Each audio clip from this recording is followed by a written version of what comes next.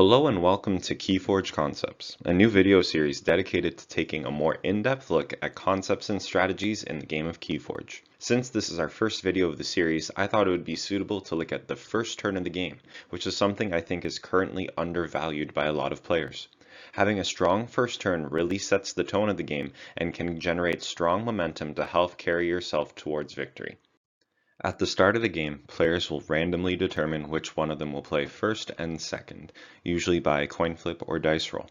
After shuffling their deck, the player going first will draw a starting hand of 7 cards, with the player going second drawing 1 less up to 6. At this time, each player will have an opportunity to mulligan, discarding their hand, reshuffling their deck, and drawing a new starting hand with 1 less card than their original, which would be 6 if playing first or 5 if playing second. The player going first is only able to play 1 card from their hand during their turn, after which there are no limitations to how many cards are played, meaning the second player can play as many cards as they would like from the same house during their turn. Due to this, there are differences in what first turn plays look like for the person going first and second. There are pros and cons to each. I'll talk about those more in depth later. Now, before we delve further into this, we need to discuss what we actually want to be doing during our first turn of the game. Ideally, we want to position ourselves to have a strong start, setting us up for victory down the line. This means doing things like getting a strong board state, setting up cards and combo pieces for later in the match, or disrupting your opponent's lines of play by forcing them to respond to threatening cards or playing their turns inefficiently. Now, as a viewer, you might be saying to yourself, well, aren't these things I want to be doing throughout the entire game? And the answer is, of course, yes. These are things you want to be doing regardless what turn it is. However, there is an added level of significance in being able to do these things right at the start of the game. The major reason I believe this to be so important is that statistically, the first turn is the least likely time that your opponent will have an answer to what you are playing or what you are trying to do. In fact, the likelihood of you drawing one specific card from your 36 card Keyforge deck in your starting hand of 7 is only 19.4%, and only 16.7% with a starting hand of 6. This statistically gives your lines of play an added layer of perceived safety, and can potentially lead to highly increased value from the plays you do make. Eventually things will become balanced out as both players draw deeper into their decks, but there is a largely untapped potential in the first few turns of a game that can snowball into a big advantage for you.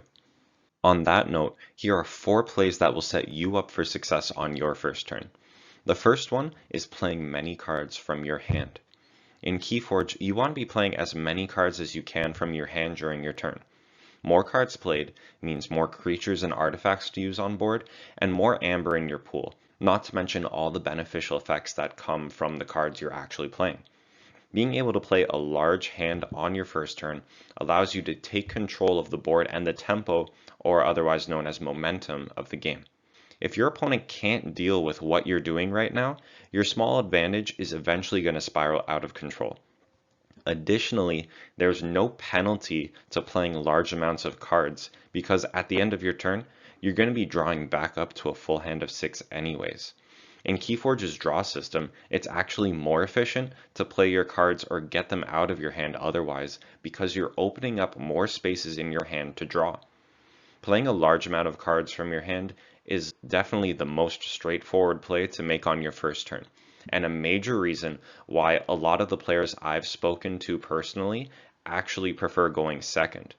Remember, when you're going first, you're only allowed to play 1 card during your turn. This makes it difficult to grab momentum as the starting player.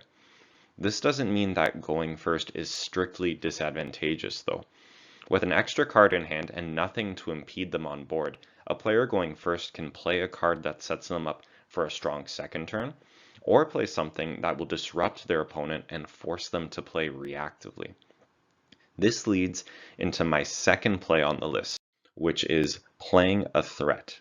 A threat can be defined as a card that generates significant value if not removed from the board. There are a number of cards in Keyforge that can be considered threats for different reasons. There are cards that have a constant effect from the moment they enter play, and will continue to provide value until they are removed.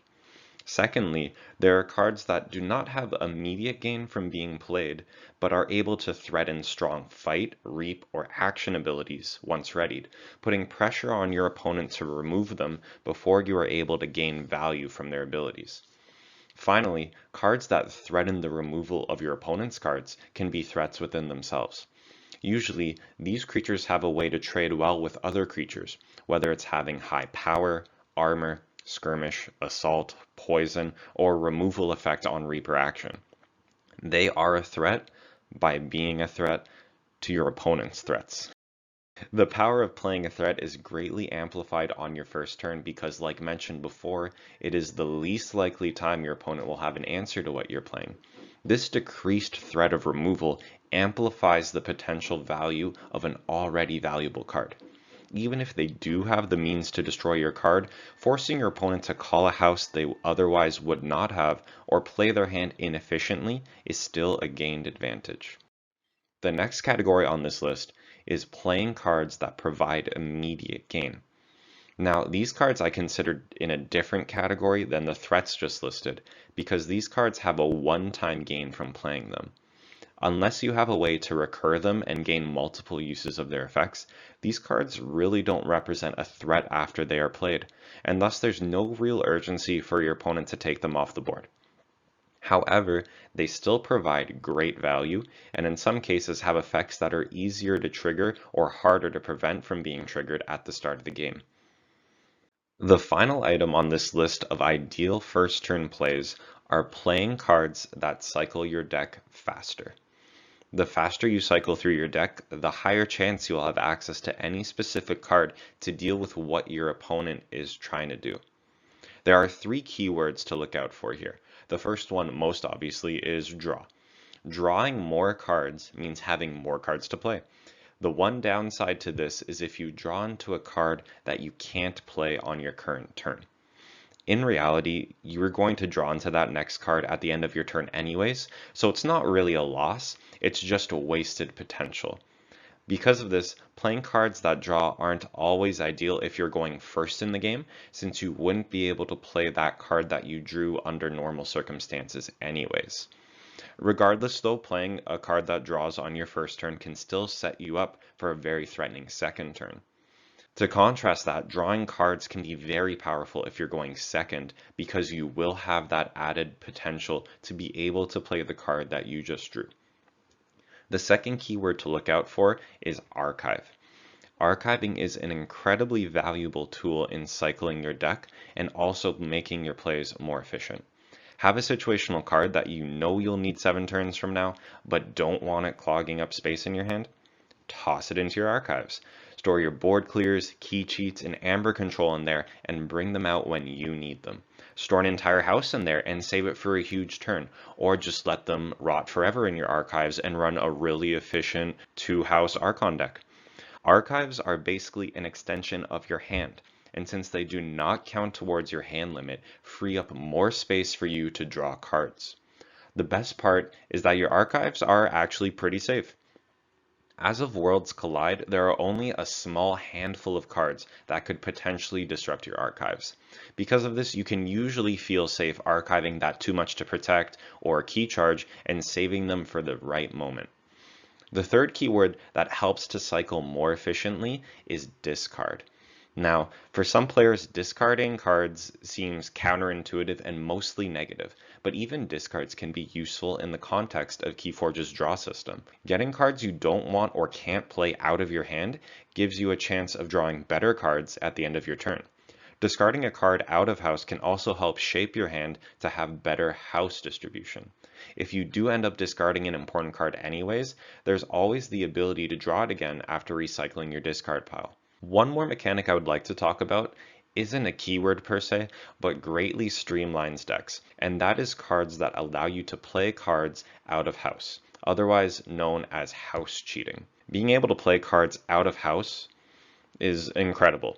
It usually increases the number of cards you can play in a turn, which allows you to draw more cards and cycle through your deck faster. That doesn't even factor in some of the crazy combos you can pull off with cards from 2 different houses. A card like Comm Officer Kirby has its own limitations, but offers immense potential value. Aside from cards that house cheat being great cards as is, there's one additional perk some of these cards have that not many people actually know about. If you are going first in the match, playing a card like Comm Officer Kirby would allow you to actually break the first turn play limit. In this case, look out for cards that have the text "you may play," since that text actually supersedes the limitation of only being able to play one card on your first turn. So if you're going first and you play Comm Officer Kirby, then you would be allowed to play one non-Star Alliance action, artifact, or upgrade that same turn. This is huge because it negates the one major disadvantage of having to play first, which is not being able to get cards out of your hand and onto your board.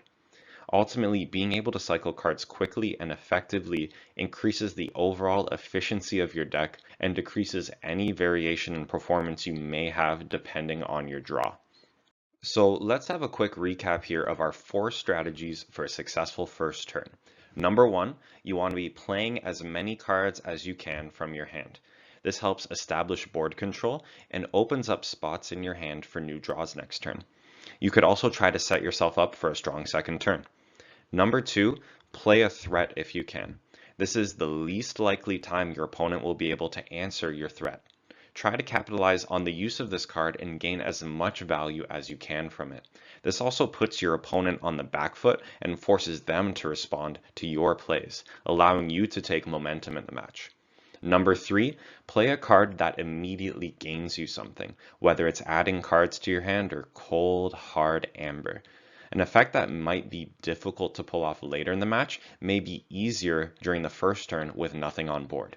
And finally, number 4, play anything that will help cycle your deck faster. Remember to look out for cards that draw, archive, or discard, as well as cards that allow you to house cheat. Also remember, if you're going first, your deck might have access to some cards that bypass the first turn play limit. Now, I wasn't really able to get into any specific cards in this video due to time constraints, so I'm going to be making a second video dedicated to looking at specific cards, where they fall within these 4 categories, and what makes them ideal first turn plays. I'm also going to be talking about cards that actually accomplish more than one of the strategies I mentioned in this video. I'll also be looking at specific deck lists and talking about how to evaluate your deck for strong early game plays, so make sure to stay tuned for that. But for now, that's the end of the video. Thanks for watching, and I'll see you in the next one.